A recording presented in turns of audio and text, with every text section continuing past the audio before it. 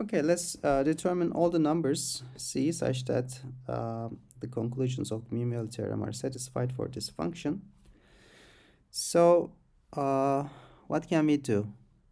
Now if we take the derivative of the function at C, we get 3c squared plus 4c minus 1, right?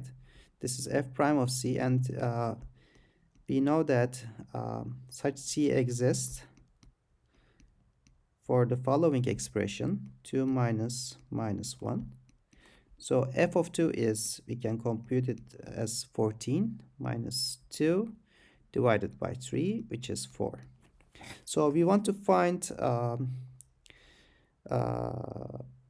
3c squared plus 4c minus 1 equals 4, or 3c squared plus 4c minus 5 equals 0.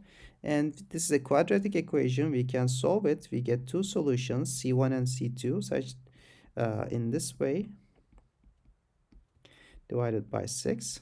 Okay.